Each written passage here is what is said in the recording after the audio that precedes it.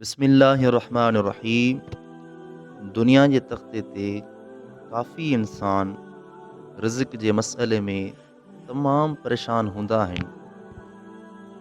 अल्लाह ताला जी ज़ाते बाबरकात 28हें सिपारे सूरत तलाक़ जी आयत नंबर 2 ऐं 3 में इरशाद थो फरमाए त वमन यत्तक़िल्लाह यजअल लहू मख़रजा व यरज़ुक़हु मिन हैसु ला यहतसिब वमन यतवक्कल अलल्लाहि फहुव हस्बुह।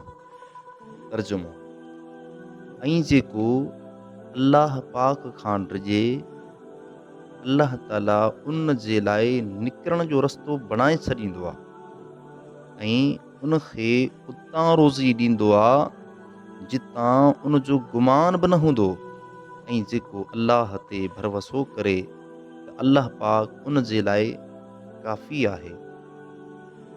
याने अल्लाह ताला इरशाद थो फरमाए त जेको मूंखां डिॼे थो, मां उन जे लाइ रस्तो बणाईंदो आहियां ऐं मां उनखे उतां रोज़ी ॾींदुमि जितां उनजो गुमान बि न हूंदो। अल्लाह ताला ई काफ़ी आहे। जेको शख़्स पंहिंजी कोशिश खे भरपूर कंदे, यानी कोशिश बि जारी सारी अथसि, पर उन जे बावजूद बि रिज़्क़ तंग आहे, त उहो हिन आयत करीमा जो ज़िक्र तमामु घणो करे, जेॾी महिल बि फ़ुर्सत मिले, ख़ासि तौर ते इहा आयत करीमा वमन यत्तक़िल्लाह यजअल लहू मख़रजा व यरज़ुक़हु मिन हैसु ला यहतसिब, ऐसी ताईं इहे अल्फाज बार बार पढ़ंदो रहे, अल्लाह ताला जी तरफ़ खां के बि मदद थी वेंदी। बाक़ी दुनिया जे तख़्ते ते कोशिश करणु बंदे जो कमु आहे, मेहनत करणु बंदे जो कमु आहे। भरवसो अल्लाह ताला जी ज़ाते बबरकात ते रखे, यकीन अल्लाह ताला जी ज़ाते बबरकात ते रखे, बाक़ी पंहिंजी कोशिश जिदोजहद जारी रखे ऐं उन सां गॾोगॾु ही आयत करीमा बार बार पढ़ंदो रहे।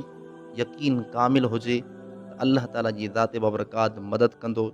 इंशा अल्लाह ताला रिज़्क़ में, रोज़ी में एतिरी बरकत थी वेंदी जो हू पाण ईअं चवंदो वतंदो त काश इहा आयत करीमा मां अॻु में पढ़ा हा, अल्लाह ताला मूं ते अञा महिरबान थी वञे हा।